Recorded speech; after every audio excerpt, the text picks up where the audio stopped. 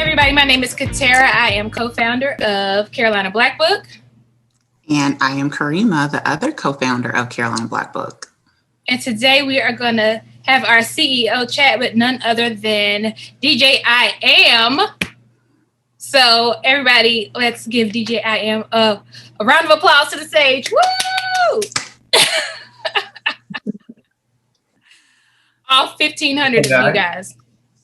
Right. So yeah, we're excited to have you today. What's been going on? Had a good day today? Been a good day. Really good day today. Cool. Working on stuff. Nice. So let's just jump right in. Tell us more about you and your business. So I am a corporate DJ. I also do a lot of weddings and sporting events as well, but my main thing is just corporate events. I've been DJing for 11 years now, and I've been getting paid for about 6 years from DJing. So, hey, that's a business. Yeah, this is a business. So I learned the hard way about the business side of DJing. So, but yeah, I'm here now. Cool. So how did you get started with DJing? So very funny story. I got dumped. This girl dumped me. And she broke my heart. And I was so heartbroken. Like, I was down bad. My first girlfriend, my first love, she broke my heart, like, really bad. So my dad was like, you need a hobby. So I guess the funnier part was, like, whenever I was dating a girl, she would go to the club. I was never a club person. I never clubbed, never did anything like that. So when she would come over to my apartment to, like, pregame with her girls, I would play music. But I would be, like, really, like, DJing the music. I'll like, have, like, a set, and I'll make blends and everything like that. So I was DJing, not really knowing I was DJing. And then whenever the hobby thing came from my dad, it was kind of natural to just to go into, DJing. So that's kind of how it started. My very, very first event was a teen party in Blythewood, and I was terrible. I was horrible. I'm kind of like Little Bootsy Uncle. I didn't know what teens like, but they didn't like that. So party ended up getting shot up. Oh no! That was my very first experience. And you were you still there at that time? Still where? At the party? Yes, I was at the party. I was at the party when they got shot up. I ducked like everybody else should. I hit the floor. Well, praise God, you made it out. Made it out. That was my very first experience DJing. But my dad's a preacher, so I wasn't really allowed to, like, have a lot of secular music in the house. So I played a lot of music on my computer. I had CDs in the car hidden.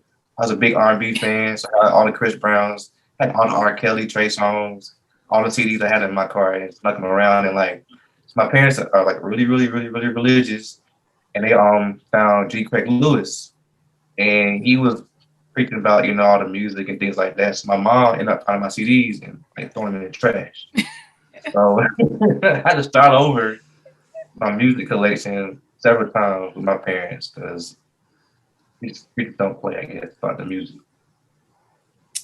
That's a lot. But now you are getting paid to do corporate gigs, so yes, sometimes the struggle is real in any business, but we have to persevere and press forward, and you did that. So definitely. So, do you still talk to this ex at all? No. I haven't talked to her since 2010. Like, I don't even know where she's at right now. Does she know that she inspired you to DJ? No, she probably doesn't. She probably doesn't. But it's funny that's how it happened, because I get my heart broken. I need a hobby, and boom, DJing it is. Man. That's quite the story. I thought you were at least going to say, oh, yeah, she knows. And, we're friends, or we talk. Yeah, no, none of that. No. I ain't bitter. I'm not bitter. I moved on. It is what it is. It's what it is. So, so how has the pandemic impacted your business? Well, it did and it didn't. So when COVID first started, I had like a couple of events that were pretty big canceled. I had an event on ESPN. I thought it was gonna like take me to a different level. That got canceled, and I had like some people that were having weddings started canceled. But after that, like that first month of the scare, I found ways to still DJ and get paid doing virtual events. So I did a lot of virtual birthday parties, virtual stuff for different companies, for Lowe's, for Home Depot, Nice. and that kind of helped, still bring in some funds for my business during this whole COVID stuff. So it kind of helped, and it hurt and it didn't hurt at the same time. So I think the cool thing about all of our CEO chats is like everyone that we have interviewed has learned, like they knew how to pivot, during COVID. yeah, And that's definitely important as a business owner to not just go in, what's the word I'm looking for? Just like a tunnel vision and, not able to go with change or anything. Like being able to pivot is definitely key. So kudos to you for being able to do that. Yeah, I didn't want to stop. Like I love DJing. I had to figure it out. Like, how can I still do this and still be profitable and not like lose money? Because people did want refunds, and because like COVID was, I didn't have that in my contract, like a COVID, clause, whatever. So I had to give refunds sometimes. So that kind of stuff. But I learned from that and put in my contract to cover myself from COVID or whatever. So yes, contracts are important, people.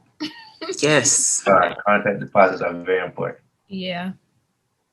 The difference between side hustle and business. Right. So what are the, and it can be more than this, but what are the top 3 things you love about being a DJ?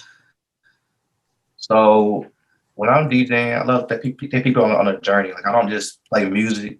I play songs and then I play them for a reason. Like, so say if I'm playing Luther Vandross, I know if it's called Better Love, Luther Vandross. I'll play that song and I'll bring in the DJIams and Keisha Cole on that. They kind of remix of that song. That way, it's kind of like I know this song too. But this one's kind of a jam as well. So I think they keep people on a journey when I'm DJing, and I love traveling and DJing, taking different places, which is also cool. Like I did a party in LA beginning of April. So that was cool to go out there and be on them kind of LA vibes and DJ for the people out there. That was cool. And I love making memories on the dance floor. I love like the fact that like I can do a wedding and people are like having a good time on the floor and making memories. So that's what I love about DJing.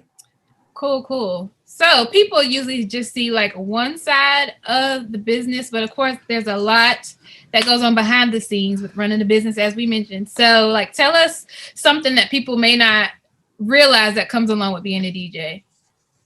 All of the prep work.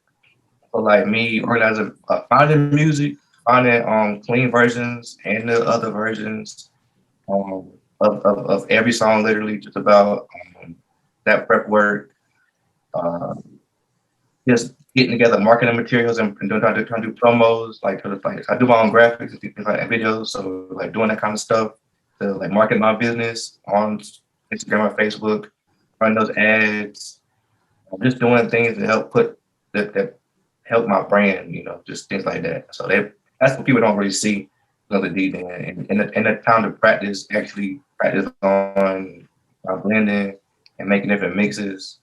That stuff is time consuming. So that's like the part that's not getting seen, that kind of work.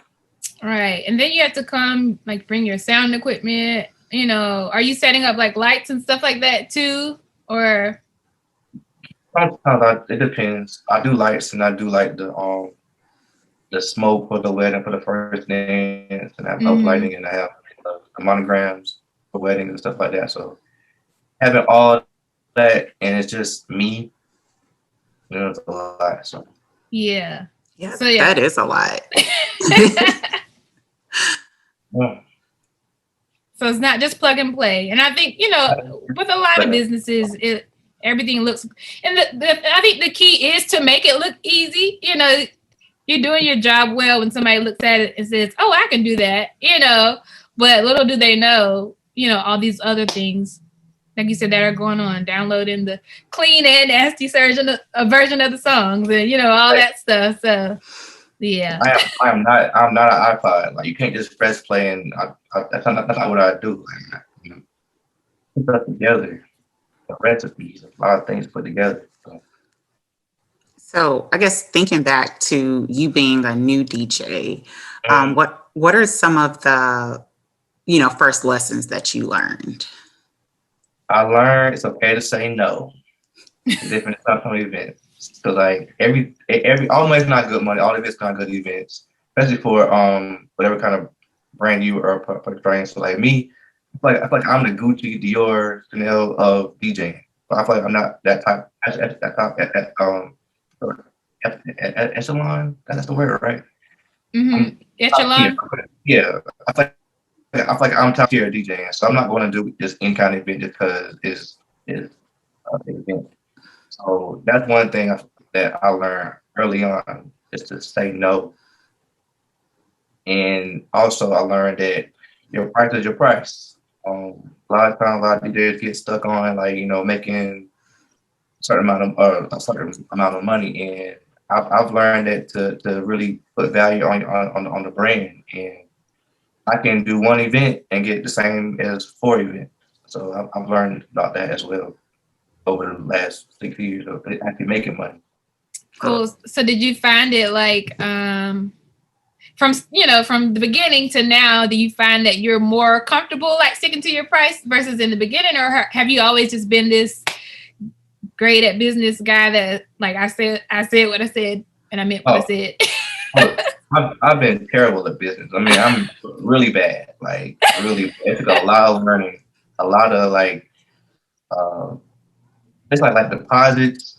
I would say no, I'll get the whole check on the day of, and then come there and event is like it's short, but I got a deposit or the event canceled, and I didn't get a deposit, so I lost out on everything. So I've learned with that, like get deposits no matter what. If it doesn't matter who it is, get a deposit, have contracts, have all that set up, and it will be a whole lot easier for you for anybody to to work together, because when you don't have that stuff in place, you can lose out. And I lost a lot of money. I lost out on because I have my business together. So that's something I definitely learned.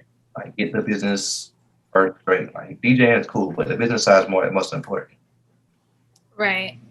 And I would definitely say don't let, like sometimes, as perfectionists, people can like be afraid to move forward because they feel like they don't have all the business stuff together, and I just want to say, like, I think it's important that we don't let that hinder us from moving forward. It's okay to make a mistake.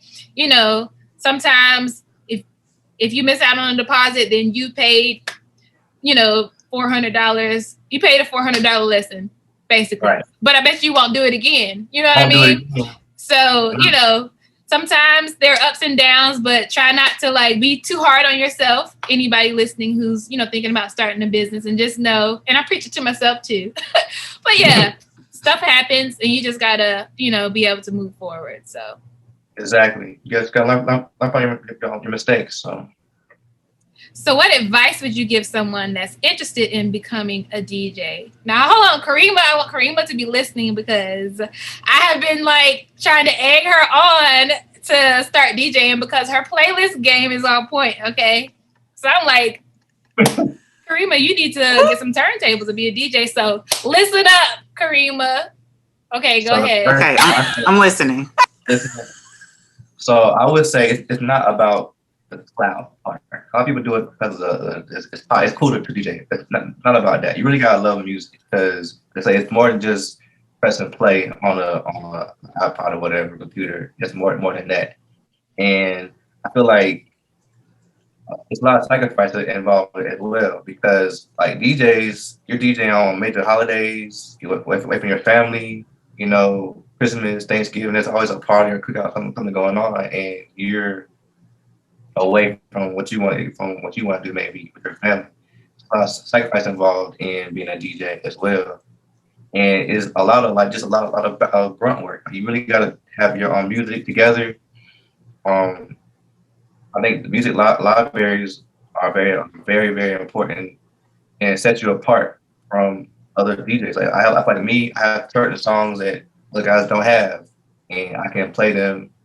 And I was like, "What is that?" And I can like, it's exclusive. You can't get that. So that's something that I feel like people got to work on as becoming a new DJ and putting in time to practice. Like I know it is I guess it'll feel good to get out there and do an event, but if you not know what you're doing, you're going to embarrass yourself. So a lot of people don't put the time in to actually like work on the DJ skills before they go out there because they want to make some money and whatnot. So like it takes a little bit of time, like study beat patterns to perfect blending and to find music. But you really gotta love DJing. You really gotta love it. If you don't love it, then you're not making money out of it. You're not gonna really grow from it. So you really gotta love it.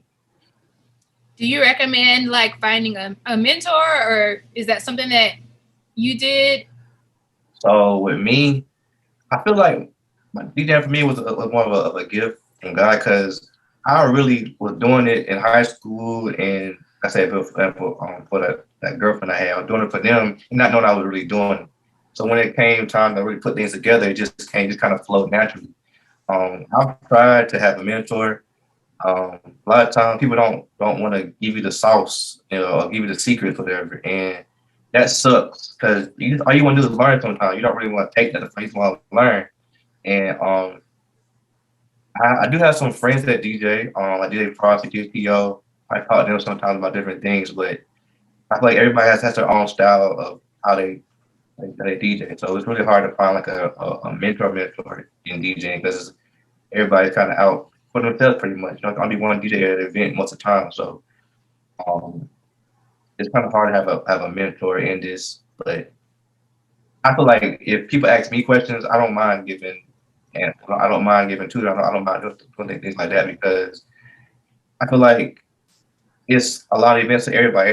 Everybody can win out here. It's not just can't be selfish. So I don't mind helping out. I don't mind telling where I get music from sometimes. I don't mind giving advice about like, different equipment because it's so much out here for everybody to win. So it don't bother me none. All right, Karima, did you take good notes? Look, I have it. I'm over here like, maybe I'll just be the, DJ amongst my friends or my family. I don't think I'm gonna take this act on the road. I don't know if I'm ready to branch out in the business. At the same time, it's different niches though. So like putting together a playlist, you can be a playlist put together. I don't know the exact word, but like Spotify's people that put together playlists. It's not really DJing. He's putting together a playlist of like of good music and whatnot. So it's different lanes for stuff like that. Supposed to be on turntables and like doing all that stuff back there. So. I think Katera has plans for me to be out here, touring and on the road for her. Yeah. So she has a plan. I feel that. She is my road DJ, whether she wants to be or not. So.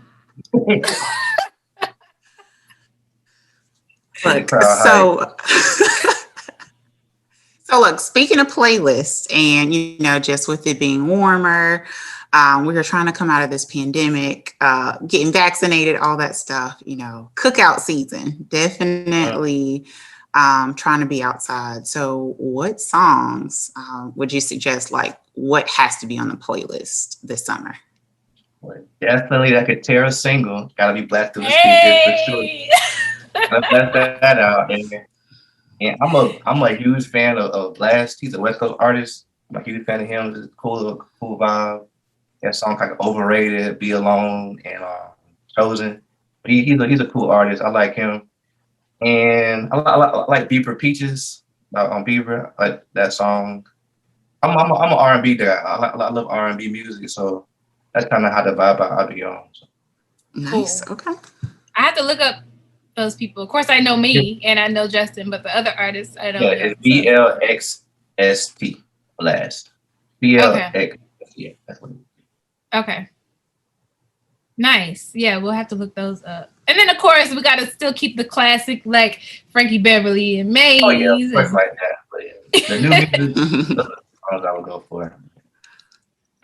Well, it's National DJ Month. I don't think we said that, so happy National DJ Month to you. Thank you. And we appreciate you taking the time out to chat with us. Before we go, we just wanted you to shout out a Black-owned business. As everyone knows, Carolina Black Book is about Black-owned businesses and helping people to find them easier. So who is a Black-owned business that you would like to shout out today? I'll shout out a couple. My beard, I use my beard oil. It's Glam, what the name is? I forgot the name that fast. It's Glam Star Bar out of Atlanta. She makes a beard oil, and then I use it for my beard. And it's a new brand my friend started. It's called MK Lux. She does picnic baskets. Like it looks really cool. So you can buy a basket, have like little waffles and chicken and little drinks. It looks pretty cool. It's called MK Lux. And that's in South Carolina? Yeah, in South Carolina. Nice. Well, we'll look those businesses up and do our best to support them as well. Shout out to Tiny Tassel. I'm wearing Tiny Tassel earrings today. They're in Carolina Black Book, so check them out as well. And that's it for our chat. So again, we want to thank you for chatting with us today. Before we go, if you could give your social media handles and your website so that people could follow you and reach out if they want to book you for a corporate event. Definitely. My website is iAMtheDJnow.com. Instagram is iAMtheDJ. Follow me on Instagram and go on the website to book me. And let's work. That's it, everybody. So we'll see you at our next CEO chat. Until next time.